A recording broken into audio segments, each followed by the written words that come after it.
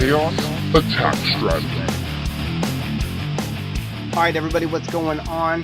This is Sir Brockendale from Ephemeral Chaos, one of the coolest clans, yo. But I'm just giving you guys a how-to / tutorial on clan war attack strategy. A lot of people call this the mirror attack strategy, and honestly, most people swear by it, and it is definitely one of the better attack strategies out there for any clan that likes to think that they got their head on straight. So one of the first things I want to say about war is not about loot. I repeat, it is not about loot. Clan wars are about the stars. It's about leveling up your clan now, especially after the new update. That way you guys can get the bonuses later on. So it's all about the stars, not the loot.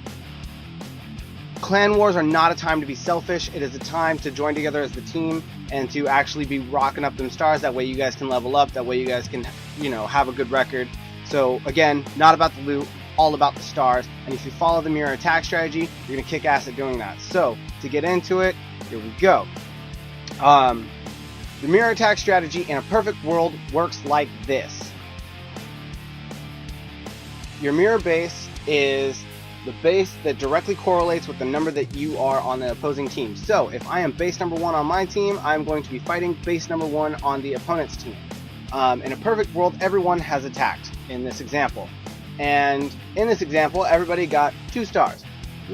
Whatever, no big deal. The great thing about the mirror attack strategy is your next attack, because everyone gets 2 attacks, your second attack, you are going to attack the next highest base below your mirror base. Okay? So being that everyone attacked at the same time and everything works out perfect in our perfect little world, this is what it would look like. So now we're able to pick up that other star simply because everything is super easy, right? Because now we've dropped down a base level, so we should know what we're doing. We should have scouted the base, and being that this base is going to be a little bit easier than the last base, we should be able to pick up that third star that the other person wasn't able to pick up. In the end, for this example, you're going to be ending with 29 stars. That's solid, because it might be pretty hard for someone to pick up the slack for base number 1, because obviously they're the top base for a reason. So, here's another example. This is when things go a little bit wonky, and I want you to not fret or fail, because it still always works the same.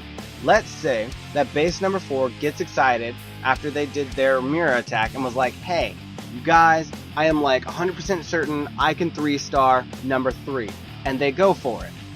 If they 3-star number 3, awesome, good for them, high five. If they don't, then they epic fail, and we laugh at them and call them out. Especially if you lose by 1 star, you'd be like, yo, this is your fault. But so essentially, it's super easy. What happens is, again, if you come back and you realize, oh look, my mirror has been taken, or my second attack has been taken, what you do is you attack the highest base that is available below your mirror base and pick up those stars that we need. And it'll take and make picking up stars so freaking easy, and you will be able to rock out so many stars. But now it has just made it easier for those other people above you that still need the attack. So honestly, no harm, no foul, as long as they pick up the star. If they don't pick up the star, keep that pan strong and let them know what's up, and let them know that they messed up and that they're a butthole. In the reality of the situation, the fact of the matter is, people are in different time zones and attacks work differently, but I want you to know that it's not something that you should fret, because this situation still works out phenomenally. So here's a great example, and I'm just going to use the lower half just to make it a little bit simpler. Let's say that people are enthusiastic and they're attacking right whenever the war starts. War starts at noon, alright? So war starts at 12 o'clock. Base 5 and base 8, we're just like waiting for the war to start, alright?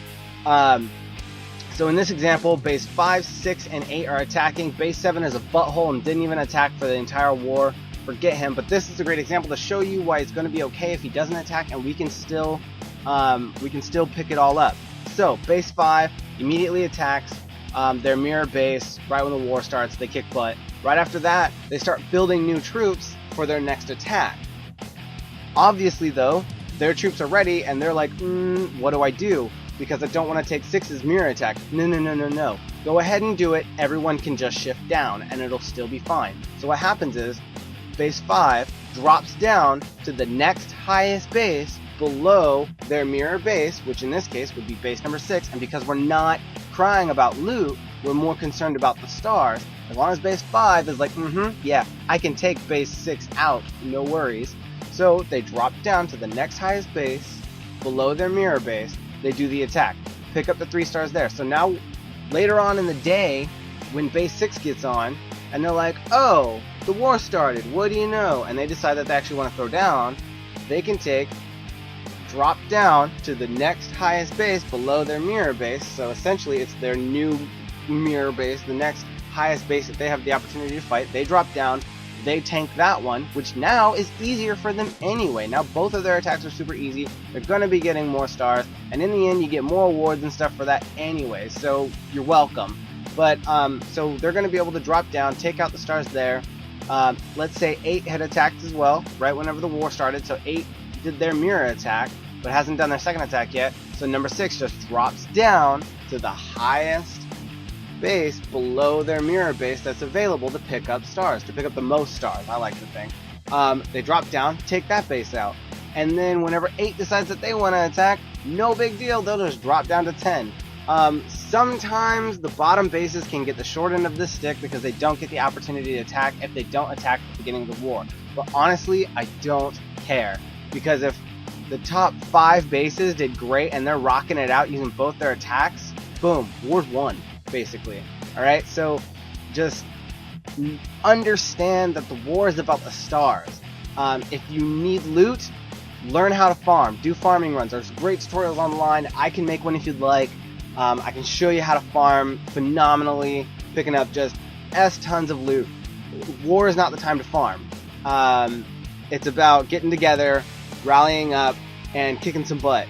So this is my kind of official how-to guide on war attack strategies, mainly for Ephemeral Chaos. This is how we roll, and obviously I would like everyone to have this information, that way we can all get better and make the game a lot more fun. Also, shout out to the clan. Freaking love your guys' faces. And anyways, I will see you guys next time. Later.